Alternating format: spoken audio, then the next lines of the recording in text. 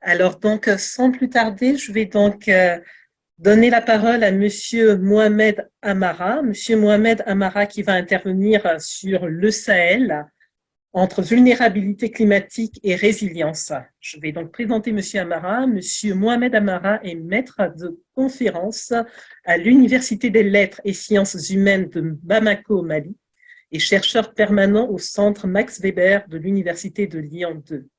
À l'Université des Lettres et Sciences humaines de Bamako, il enseigne la sociologie du travail et les politiques publiques. Ses thèmes de travail portent sur la démocratie, la citoyenneté, les inégalités sociales et les injustices. Ils sont enrichis par ses différentes expériences au Mali, au Québec et en France. Essayiste, Mohamed Amara est l'auteur de plusieurs ouvrages, dont Marchand d'angoisse, le Mali tel qu'il est, tel qu'il pourrait être, aux éditions Grand Vaux. Ensuite, le Mali rêvé à l'Harmattan et l'automédiatisation, une autre forme de communication sociale. Monsieur Amara va donc intervenir sur le Sahel entre vulnérabilité climatique et résilience. C'est à vous, Monsieur Amara. Merci. Bonjour, merci beaucoup. Je ne sais pas si tout le monde m'entend. On vous entend, par contre, Très on ne bien. vous voit pas. Oui, c'est juste avant de commencer parce que j'avais D'accord. pas beaucoup de temps. Je suis vraiment désolé. Dites-moi combien de temps vous m'en donnez parce que je vais pas pouvoir épuiser tout mon temps, ce qui pourrait peut-être permettre aux autres panélistes de pouvoir en bénéficier. D'accord, très bien. À peu près 10 minutes. 10 minutes, c'est parfait. Merci beaucoup.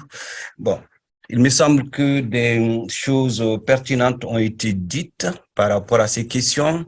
Par contre, je vais plutôt réintituler ma prise de parole, on va dire, ma communication euh, par ce qui suit, c'est-à-dire insécurité entre invisibilité et précariat. Donc, ce ne sera pas la question de la vulnérabilité. Voilà.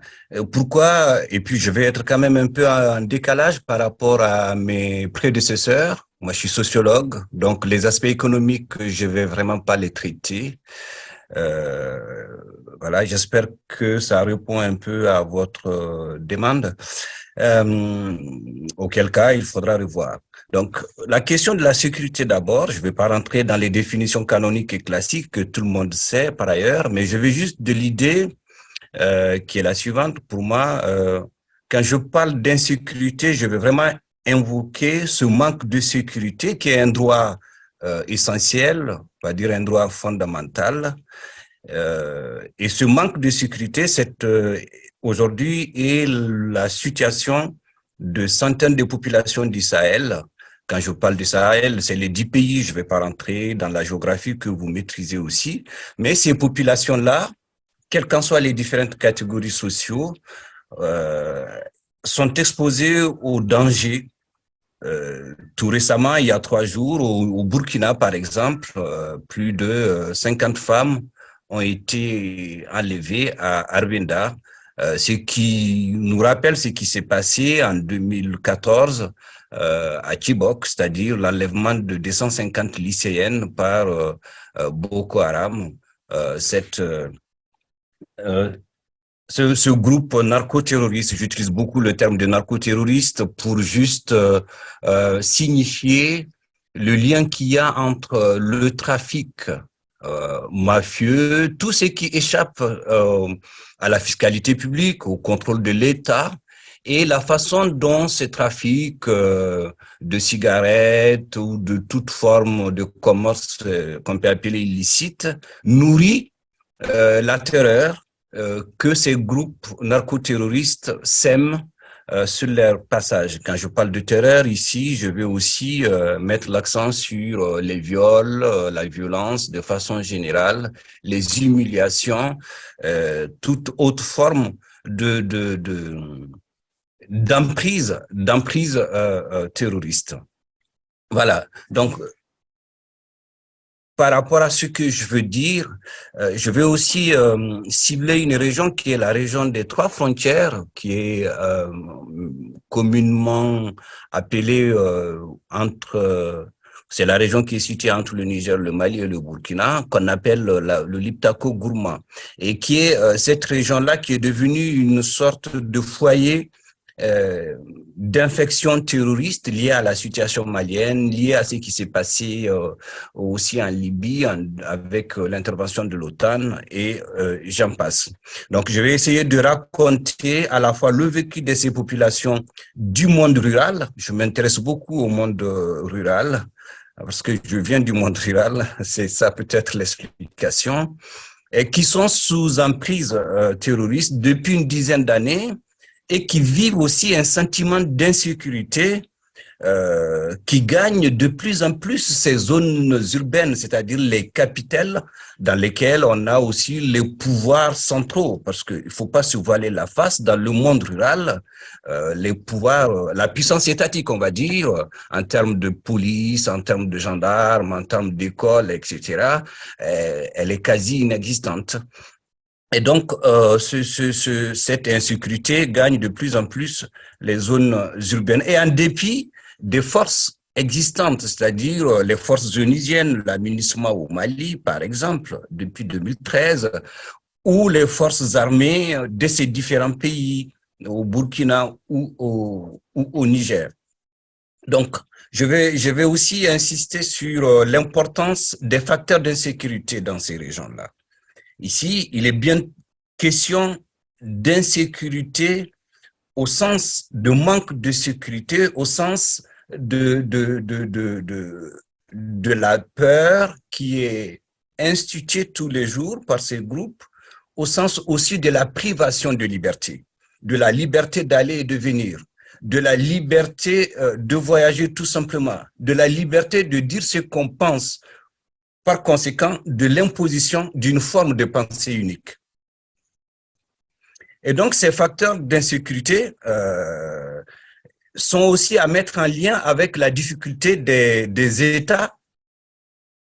Ça pose la question aussi de l'État-nation, je n'aurai pas le temps de le détailler, mais des États à assurer la protection des populations dans un contexte géopolitique auquel je m'intéresse très souvent.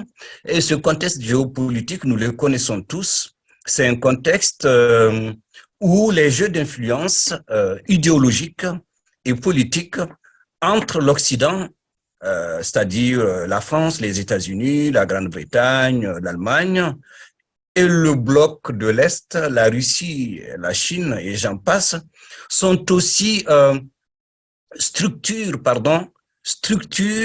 la façon dont ces États-là se gèrent et essayent d'apporter des solutions concrètes à ces manques de sécurité.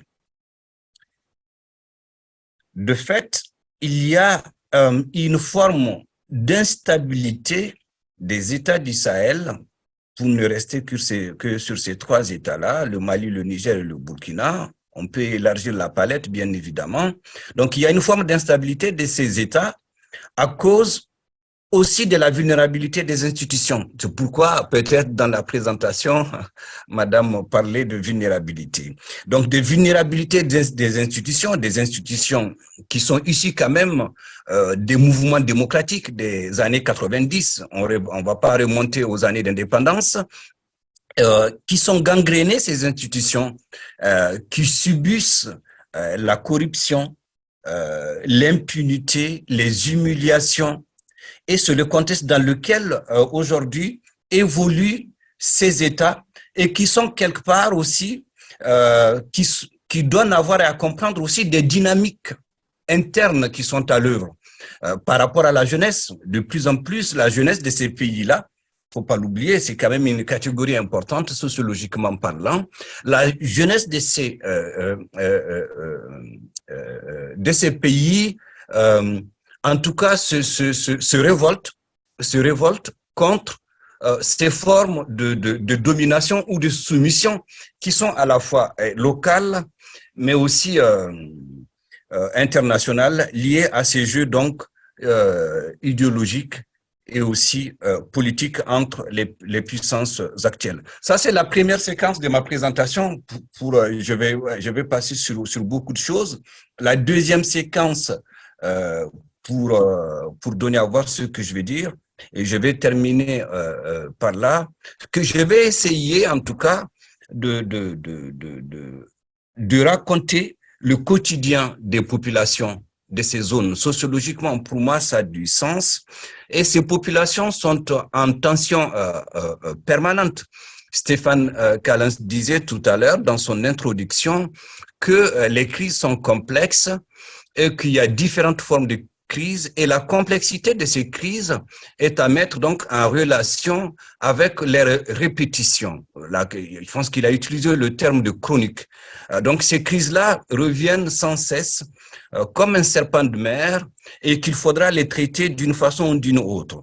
Et moi, je pense que la répétition ou la permanence, je dirais, la permanence de ces crises, sans reprendre l'image de la mousson, la permanence de ces crises est donc à mettre aussi en relation avec le sentiment d'abandon des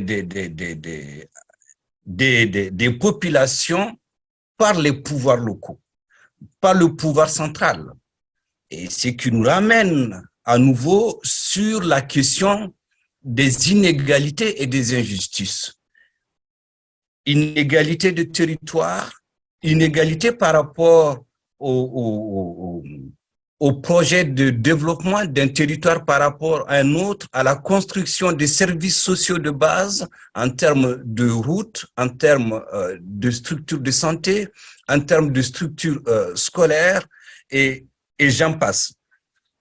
Et c'est ce qui explique d'une façon ou d'une autre cette permanence des crises qui aujourd'hui de plus en plus sont mises à nouveau sur la table grâce à cette dynamique de la jeunesse, grâce aussi à la révolution numérique, il ne faut pas l'oublier. Dans le numérique, il y a tout et son contraire. Il y a bien évidemment les fausses nouvelles, mais aussi cette possibilité, cette instantanéité d'être au courant de ce qui se passe un peu partout sur le territoire et à un moment aussi de dire son mécontentement, sa révolte par rapport à cette situation qui peut être qualifiée injuste ou inégalitaire. Et donc, ces populations-là, jeunes, moins jeunes, femmes, hommes, j'en passe, donc du fait de cet abandon, de cet affaissement des États centraux, hein, ces populations aujourd'hui, dans certaines zones, quand on regarde l'évolution des crises, il faut regarder les dynamiques internes, hein, l'évolution des crises dans ces trois pays-là, ces populations-là sont de plus en plus invisibilisées. Invisibilisées du fait qu'on parle de moins en moins d'elles, du fait qu'il y a d'autres acteurs importants qui sont entrés en ligne de compte, notamment la Russie. Il y a des sociétés paramilitaires. Pour les Maliens, on ne parle pas de Wagner, on va parler d'instructeurs russes qui sont présents aussi dans ces régions. Et il y a des formes on va dire, d'imposition qui de plus en plus se mettent sur place où les informations ne sont pas traitées comme il le fallait, au sens où de plus en plus, il serait difficile pour les journalistes, pour les chercheurs, d'aller enquêter sur le terrain et de rendre compte de ce qui se passe en se collant à la réalité de terrain. Comme m'a expliqué un collègue géographe, quand je suis parti à Bamako il y a 2 mois, il me dit, moi, Mohamed, j'ai un problème maintenant. J'ai dit, c'est quoi ton problème? Il me dit, je ne peux plus faire de la recherche. Moi, je suis géographe. J'ai dit, mais pourquoi tu ne peux pas faire de la recherche?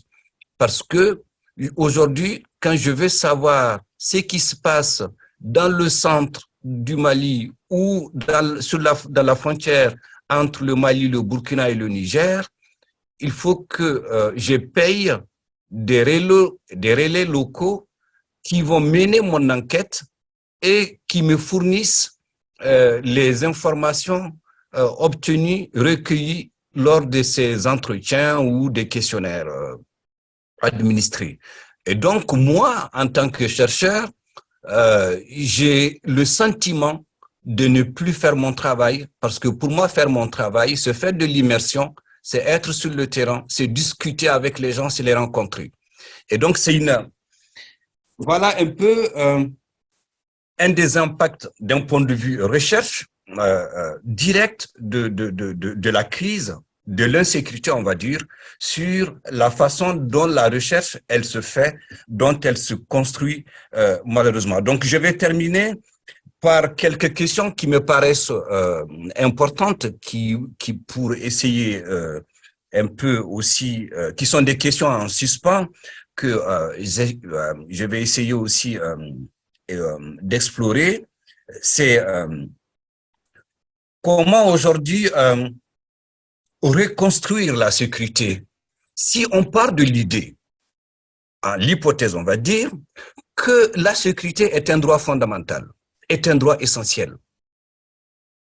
Comment la reconstruire? C'est très loin, bien évidemment, des questions économiques, même s'il y a des ponts, des transversalités qui pourraient se faire. C'est une question à laquelle je n'ai pas de réponse et à laquelle peut-être je vais essayer de répondre. Je n'ai pas la solution, je n'ai pas la réponse. La deuxième et dernière question pour moi, c'est aujourd'hui dans ces pays-là, il y a des populations qui errent, le mot errer est fort, des populations déplacées, qui ne savent où aller, où dormir. Et comme me raconte quelqu'un de mon village, pour nous, les nuits sont interminables. C'est souvent pendant la nuit que ces terroristes, quand je n'ai pas donné d'exemple de narcoterroristes, quand je parle de narcoterroristes, je vais parler de l'État islamique au Grand Sahara, qui œuvre sur ces trois frontières. Je vais parler aussi d'AQMI Al-Qaïda au Maghreb islamique, qui est là, avec des succursales locales, etc., etc. On aura le temps de détailler. Mais ces gens-là sèment, enfin, ces groupes narcoterroristes, sans foi ni loi, sèment la terreur souvent la nuit. Et comme me dit mon ami, les nuits nous paraissent interminables. Et donc, la deuxième question aussi, c'est par rapport à ces populations, qui sont déplacés, qui errent, c'est comment les fixer, comment redonner sens à leur vie. Elles sont dans une quête permanente de sens. Ok, il y a des associations, des ONG, des États qui essayent de subvenir à leurs besoins, en leur construisant des tentes, en forant des puits par-ci, par-là. Mais quand j'étais à Gao, d'où je viens, en avril dernier, et que j'ai vu les tentes qui ont poussé de partout, ces tentes-là, ce sont des populations qui ont été chassées des zones de combat sur la frontière Niger-Mali, la zone de Tessit de Talatay. Et j'ai eu quelques rencontres. Je les ai rencontrés, je les ai écoutés, j'étais incapable de placer un mot, tellement j'étais traumatisé par les scènes d'horreur qu'elles ont vécues. C'est pas pourtant j'ai une petite expérience de comment gérer sur le terrain l'émotion, mais j'étais incapable. Et donc je suis amené à me poser la question aujourd'hui de comment leur redonner sens à leur vie. Est-ce que les seules aides qu'on fait suffisent à ces populations de vivre mieux, sachant qu'ils sont refoulés de leur territoire, ils ne savent plus où aller. Et quand ils arrivent dans ces villes aussi, ils sont soumis à des biais inconscients, des préjugés, pardon, des préjugés de toujours, ce sont les gens qui ont été chassés, ce sont les gens peut-être qui vont nous voler encore, peut-être qu'il y a des cellules dormantes, etc., etc. Voilà les deux questions sur lesquelles je souhaitais terminer. Je suis désolé d'être bref, je suis très content d'être avec vous et j'espère que nous cheminerons ensemble et que les gens que je n'aurai pas le temps d'écouter d'avance, veuillez m'excuser. Je ne peux pas faire autrement. C'est pas pour autre chose. Je suis vraiment désolé. Merci beaucoup. Merci beaucoup, Monsieur Amara. Et bien sûr, vous êtes excusé et merci pour votre intervention très pertinente. Peut-être, pendant que vous êtes encore là, est-ce que vous pensez que c'est possible? Une ou deux questions, peut-être? Oui, allez-y. D'accord. Très bien. Déjà, parmi les panélistes, est-ce qu'il y a des questions pour Monsieur Amara?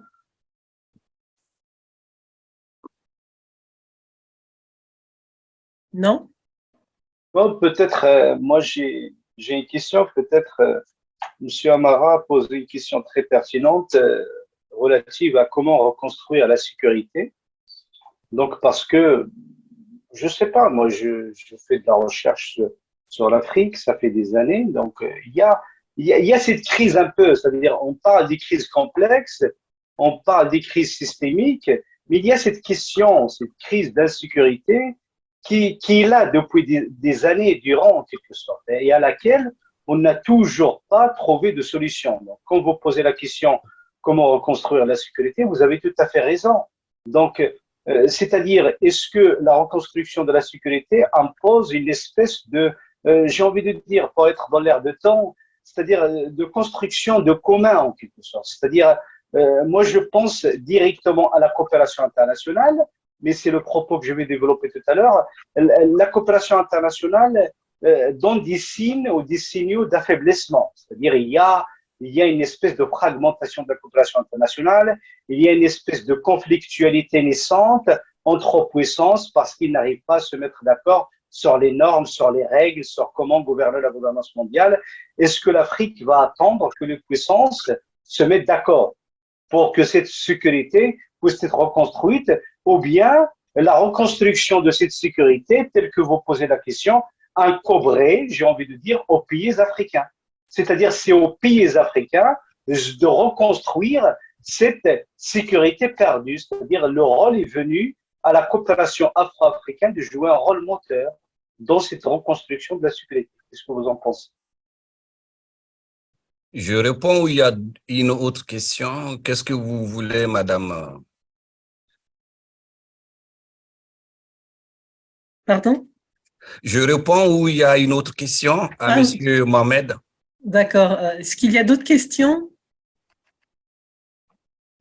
Alors, Mohamed, là, je vois que parmi les panélistes, il y a une main levée. Alors, il y a une question, c'est monsieur Sawadogo. Bon, enfin, Rasman, oui, merci, bonjour Gounaël et bonjour, merci Rasman. à tous les intervenants. Alors, je profite de ce que M. Amara est encore là et avant qu'il parte poser une question qui me taraude. Et je voudrais savoir sa définition à lui du terrorisme et est-ce que ce terme employé dans la zone pour la zone des trois frontières n'est pas un abus de langage? Et comme il semble bien maîtriser la sociologie du coin, pour lui, quels sont ces terroristes-là?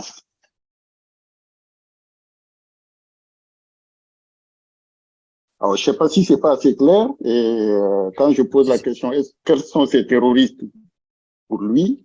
Est-ce que ce sont des terroristes comme ceux qui ont frappé le 11 septembre aux États-Unis ou qui ont frappé la France? Parce que ce ne sont pas les mêmes, géographiquement, ce ne sont pas les mêmes espaces et les enjeux ne sont pas les mêmes, les populations ne sont pas les mêmes. Donc, je me pose la question, est-ce que lui, il pourrait mettre un nom sur ces terroristes-là? Je ne sais pas si c'est assez clair. C'est clair pour moi. OK. Merci. Merci. Bien. Je réponds. Oui. Merci. Bien, par rapport à la question de Eshkundi, Mohamed, sur est-ce qu'il faut, pour trouver la solution, ne serait pas dans la construction du commun. Bien évidemment, je dirais oui. Je pense qu'on est dans un monde global aujourd'hui. Il serait très difficile de faire face à ces questions-là sans avoir au préalable construire quelque chose dans laquelle nous nous reconnaissons tous, s'agissant de la lutte contre l'insécurité.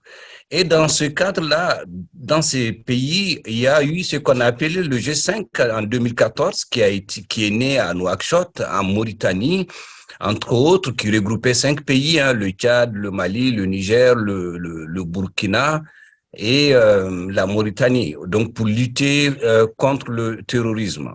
Je passe les détails, vous pouvez retrouver tous les éléments. Le Mali s'est retiré de cette force conjointe l'année dernière du fait son incompréhension avec la communauté internationale. Bon, bref, je passe les détails. Je pense que la construction du commun, c'est la construction des liens qui sont à la fois des liens de solidarité interétatique, mais aussi des liens de voisinage. Un des outils fondamentaux pour moi de lutte contre le terrorisme, moi je dirais plutôt le narcoterrorisme, c'est la coopération entre les États. Tant qu'il n'y a pas de coopération entre les États, et c'est pas seulement les États sahéliens, vous voyez, c'est aussi entre les États sahéliens, c'est aussi entre le Mali, le Burkina, le Niger, le Maghreb, on va dire le Maroc, la Tunisie, etc., etc. Et donc, c'est ça. Parce que quand vous regardez une partie, et je vais déborder sur la question suivante, sur les profils des narcoterroristes, je sais pas s'il l'avait appelé ainsi, il y a ce qu'on appelle une sorte d'internationalisation du terrorisme. Ce n'est pas seulement un seul État. Boko Haram est né au Nigeria. Vous avez Al-Qaïda plutôt, qui est né en Afghanistan, mais avant le Soudan, bon, j'en passe, etc., etc., avec Ben Laden, mais qui a fait des enfants un peu partout dans le monde. Et c'est qu'on se retrouvait après avec l'État islamique en Irak, avec ce qui s'est passé en France, un peu partout, et même avant le 11 septembre aux États-Unis, bon, je passe. Voilà. Donc, pour faire vite et court, mais c'est une question bien évidemment pertinente, à laquelle j'ai pas toutes les réponses qu'il faut mettre en débat. Il faut effectivement construire ce que moi j'appelle des plans de maîtrise sécuritaire.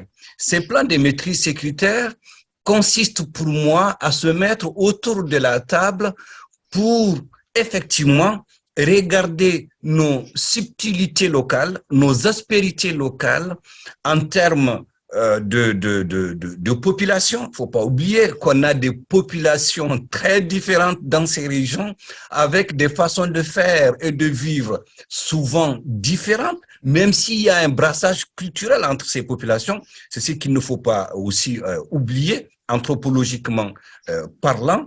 Donc, se mettre autour de la même table pour construire cela. Et encore, ça n'a pas été fait. Ça suppose derrière qu'il y ait des vraies initiatives locales.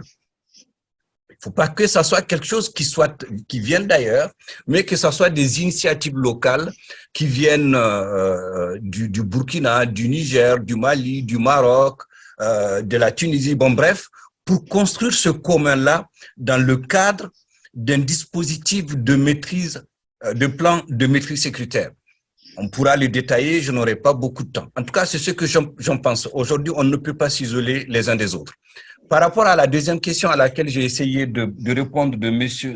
Sawadogo sur le terrorisme, la définition, j'ai essayé de donner ce que moi j'entends par narcoterrorisme. Je ne parle pas de terrorisme, je parle de narcoterrorisme, c'est-à-dire cette articulation de trafic de drogue, de cigarettes, de tout ce que vous voulez, qui échappe au contrôle de la fiscalité étatique et qui alimente par conséquent les actions des groupes qui sont dans la zone, des groupes narcoterroristes. C'est ça. Et ces actions-là, quand elles alimentent, il y a quelqu'un qui les a bien décrites, c'est aussi ce qui permet de recruter ce qu'on appelle des muscles, c'est-à-dire des jeunes désœuvrés à qui on propose, je sais pas, 100 000, 150 000 francs CFA par-ci, par-là pour porter une arme et qui deviennent malheureusement après des chairs à canon. C'est ça. Au-delà d'autres façons aussi d'exister localement qui touchent au mariage qui se passe lorsque ces groupes s'installent entre eux et les populations locales pour sceller des alliances, des accords, se protéger davantage. Et j'en ai eu chez moi et je passe les détails. Par rapport au profil, vous savez, le point de départ, c'est la Libye, hein, l'OTAN, le Mali après 2011, etc. Et À la base, c'était le Moujao, le mouvement pour l'unicité et le djihad en Afrique de l'Ouest, et puis Ansar-ad-Din, qui était porté par un Malien, un Touareg malien qui s'appelle Yad Aga Agali, qui était le consul du Mali en Arabie Saoudite avant et qui a retourné donc sa veste et qui était devenu le représentant local dans l'Adra des Ifogas de Al-Qaïda au Maghreb islamique. Voilà, c'est ça 2012 et c'était le point de départ, sans oublier qu'il y avait aussi la rébellion Touareg dans le nord du Mali, le MNLA, le Mouvement national de libération de l'Azawad, qui finalement aussi a eu des alliances de contre-nature parce qu'ils ont été chassés plus tard avec ce groupe-là, Al-Qaïda au Maghreb islamique et le Moujao, pour prendre le nord du Mali, les 2 tiers du pays en 2012-2013. Après la suite, vous la connaissez. Ça a été tous les pays de la région qui ont été touchés aujourd'hui jusqu'au golfe de Guinée. Donc, à la base, c'était des groupes qui voulaient imposer une forme de pensée qui était la leur, qui était une pensée unique de mon point de vue, au sens où, par exemple, dans les bus qui ralliaient le nord et le sud, on mettait un tissu noir pour séparer les femmes des hommes, par exemple. Et lorsque vous jouez au football, vous étiez sanctionné. Lorsque vous jouez de la musique, vous étiez sanctionné. D'où le fait qu'il y a eu beaucoup de bras et de pieds qui ont été coupés en 2012 au Mali, à l'égard de tous ceux-là qui refusaient de se soumettre à leur diktat. C'était ça leur idéologie, c'était ça leur façon de faire, malheureusement. Et depuis 2015, un autre groupe est arrivé qui est l'État islamique au Grand Sahara, qui est donc une succursale de l'État islamique en Irak ou en Syrie après, et donc qui s'est créé dans la zone des 3 frontières, qui est plus virulent que AQMI. Parce que là, c'est les viols, là, c'est les enlèvements de filles, là, c'est les décapitations, excusez-moi, et qui font feu de toutes parts, qui tuent, qui violent, qui humilient, et je passe malheureusement les détails pourtant qui sont importants.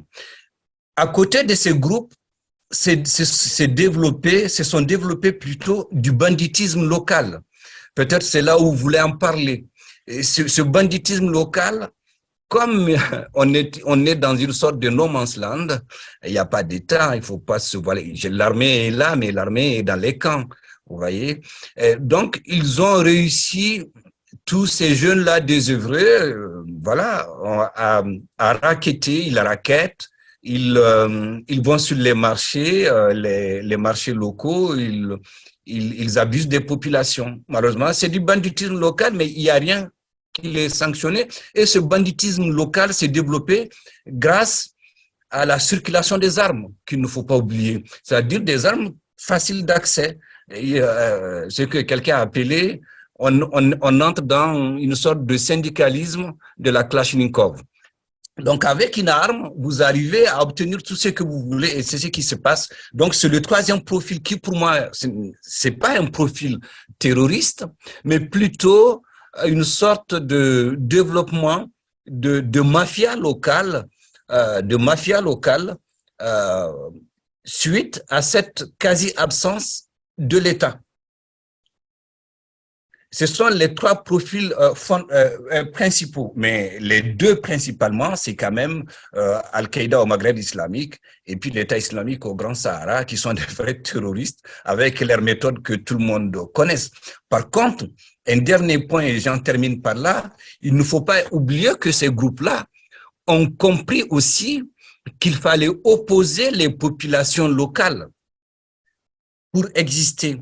Donc, ils ont ressuscité, enfin, ils ont fait renaître des anciens conflits historiques locaux pour opposer les uns aux autres. D'où le fait que certains de mes collègues parlent de conflits intercommunautaires. On arrive à opposer les nomades et les agriculteurs. Vous voyez, parce que autour de la question foncière, on va dire des ressources naturelles. Comme il n'y a pas d'État, c'est le plus fort qui se fait justice. Il se trouve que les communautés qui ont fait allégeance très rapidement au groupe narcoterroristes, notamment Al-Qaïda au Maghreb islamique, sont devenues les communautés les plus fortes au point que ils essayent d'imposer aussi leur façon de voir, de trancher, une sorte d'accaparement des richesses locales qui est aussi refusée par les autres communautés.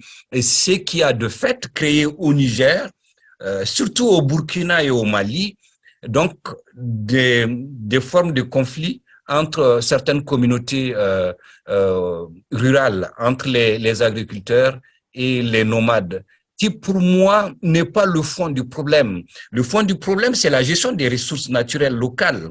Le fond du problème, c'est la lutte aujourd'hui internationale, parce qu'il y a une internationalisation du terrorisme. Il ne faut pas l'oublier, contre ce phénomène-là. D'où le fait que je finis sur la question de Mohamed, de fait qu'il faut qu'on construise ce commun, parce que le phénomène n'est pas que sahélien, il est aussi mondial. Je ne sais pas si j'ai répondu à vos questions. Oui, merci beaucoup. Parfait, merci. Ouais. Ben merci, Monsieur Amara. D'ailleurs, voilà, nous allons attendre justement votre article sur la thématique.